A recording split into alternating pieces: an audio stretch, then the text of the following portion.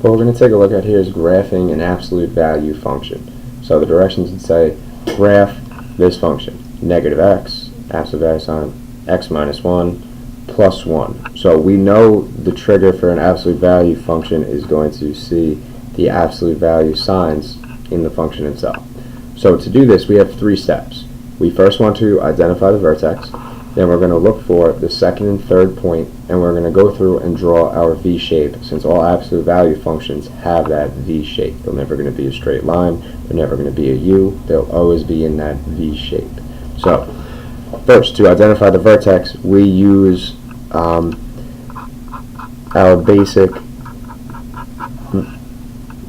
absolute value function, kind of the general case for that. So in terms of this, our vertex would be the point h comma k.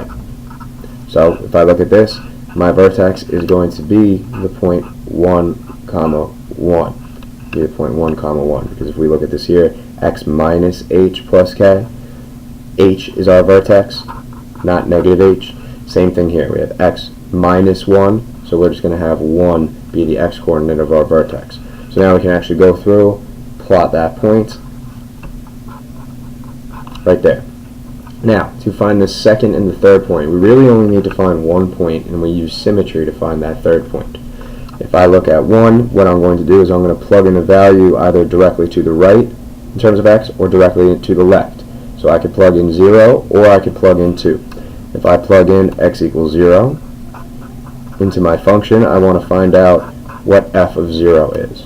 So I'm going to go through and say f of 0 equals negative absolute value 0 minus 1 plus 1. So I go through and I evaluate this. 0 minus 1 is negative 1. The absolute value of negative 1 would be positive 1. This would end up becoming negative 1 plus 1, which comes out to 0. So that means we would have the point 0, 0. So we can go through, plot that point right there. Now, if you chose the point x equals 2, you don't have to do both of these. You could find f of 2. We would go through, same process. Negative 2 minus 1 plus 1. Negative 2 minus 1 is 1. The absolute value of 1 is just 1. We would have negative 1 plus 1, which gives us 0.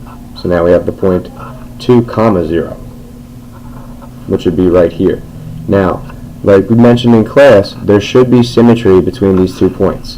To get from our vertex, we should go down 1, left 1 to get to this point. We should be able to go down 1, right 1 to get to this point.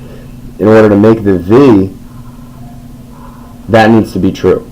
These need to both be the same distance away from this point. So what we really could do is find this point and then just use symmetry to just say, well, this is 1 left. When we go down 1, we go 1 to the left.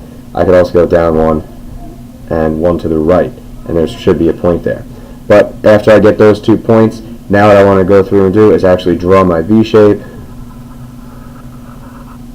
which I do there. And really for the rest of these points there should be symmetry as well. If I take a look at this point right here, which is down 2 to the left 2, I should also have a point on the line that is down 2 to the right 2, which I see. Even here, this is 1, 2, 3, 4, 1, 2, 3, 4 away. So I should be able to move 1, 2, 3, 4 points to the right as well. There should be symmetry across the vertex. If we drew a line right here through the vertex, there should be symmetry across that line.